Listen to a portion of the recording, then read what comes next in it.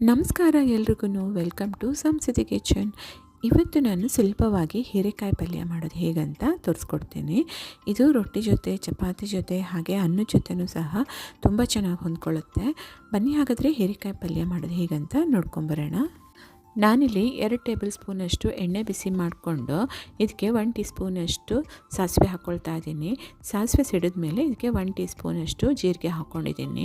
ಹಾಗೆ ಇದ್ರ ಜೊತೆಗೆ ನಾನು 1 ಟೇಬಲ್ ಸ್ಪೂನಷ್ಟು ಕಡಲೆಬೇಳೆ ಹಾಕ್ಕೊಂಡು ಕಡಲೆಬೇಳೆ ಸ್ವಲ್ಪ ಕೆಂಪಗಾಗೋವರೆಗೂ ಫ್ರೈ ಮಾಡ್ಕೊಳ್ತಾ ಇದ್ದೀನಿ. ನಂತರ ಇದಕ್ಕೆ ನಾನು ಒಂದು ಸ್ವಲ್ಪ ಕರಿಬೇವಿನ ಸೊಪ್ಪು ಹಾಗೆ ಒಂದು 7ರಿಂದ 8 ಬೆಳ್ಳುಳ್ಳಿ ಹೆಸಳನ್ನು ಜಜ್ಜಿಬಿಟ್ಟು ಹಾಕ್ಕೊಳ್ತಾ ಇದ್ದೀನಿ. ಇದ್ರ ಜೊತೆಗೆ ಒಂದೇ ಒಂದು ಹಸಿಮೆಣಸಿನ್ಕಾಯಿನ ಚಿಕ್ಕ ಚಿಕ್ಕದಾಗಿ ಕಟ್ ಮಾಡ್ಕೊಂಡು ಹಾಕ್ಕೊಂಡಿದ್ದೀನಿ. ಈಗ ಇದೆಲ್ಲನೂ ಚೆನ್ನಾಗಿ ಫ್ರೈ ಮಾಡ್ಕೊಬೇಕು. ನಂತರ ಇದಕ್ಕೆ ನಾನು ಒಂದು ಈರುಳ್ಳಿನ ಚಿಕ್ಕ ಚಿಕ್ಕದಾಗಿ ಕಟ್ ಮಾಡಿ ಹಾಕ್ಕೊಂಡು ಇದನ್ನು ಚೆನ್ನಾಗಿ ಫ್ರೈ ಮಾಡ್ಕೊಳ್ತಾ ಇದ್ದೀನಿ. ಈರುಳ್ಳಿ ಕಲರ್ ಚೇಂಜ್ ಆಗೋವರೆಗೂ ಫ್ರೈ ಮಾಡಿಕೊಂಡು ಇದಕ್ಕೆ ನಾನು ಅರ್ಧ kg ಹೀರೆಕಾಯಿನ ಸಿಪ್ಪೆ ತೆಗೆದು ತೊಳೆದು ಕಟ್ ಮಾಡಿ ಇಟ್ಕೊಂಡಿದ್ದೀನಿ. ಅದನ್ನು ಹಾಕ್ಕೊಂಡು ಇದೆಲ್ಲನೂ ಚೆನ್ನಾಗಿ ಮಿಕ್ಸ್ ಮಾಡ್ಕೊಬೇಕು. ಈಗ ಇದಕ್ಕೆ ನಾನು 1 ಟೊಮೆಟೊನ ಚಿಕ್ಕ ಚಿಕ್ಕದಾಗಿ ಕಟ್ ಮಾಡಿ ಹಾಕ್ಕೊತಾ ಇದ್ದೀನಿ.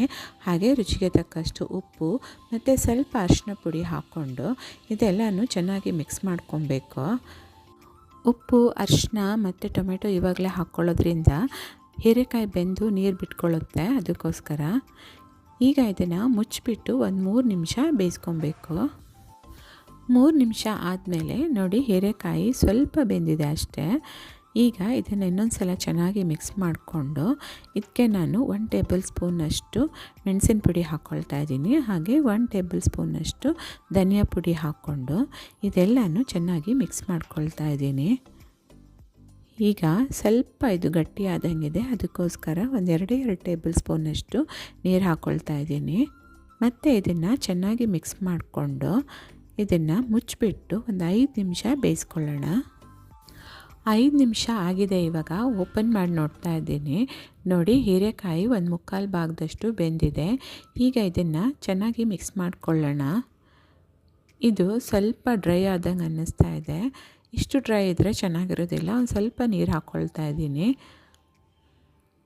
ಈಗ ಇದನ್ನು ಚೆನ್ನಾಗಿ ಮಿಕ್ಸ್ ಮಾಡ್ಕೊಳ್ತಾ ಇದ್ದೀನಿ.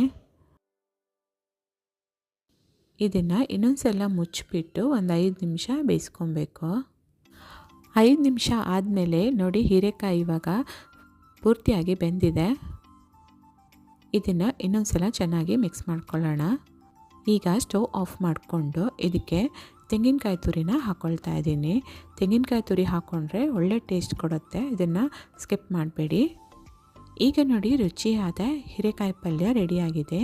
ಈ ವಿಡಿಯೋ ನಿಮಗೆ ಇಷ್ಟ ಆಗಿದ್ದರೆ ಲೈಕ್ ಮಾಡಿ, ಶೇರ್ ಮಾಡಿ, ಹಾಗೂ ಇನ್ನೂ ಹೆಚ್ಚಿನ ರೆಸಿಪಿಗಾಗಿ ನನ್ನ ಚಾನಲ್ನ ಸಬ್ಸ್ಕ್ರೈಬ್ ಮಾಡಿಕೊಂಡು ನನಗೆ ಸಪೋರ್ಟ್ ಮಾಡಿ ಅಂತ ಹೇಳ್ತಾ ಮುಂದಿನ ವಿಡಿಯೋದಲ್ಲಿ ಮತ್ತೆ ಭೇಟಿ ಆಗ್ತೀನಿ. ಅಲ್ಲಿವರೆಗೂ ನಮಸ್ಕಾರ.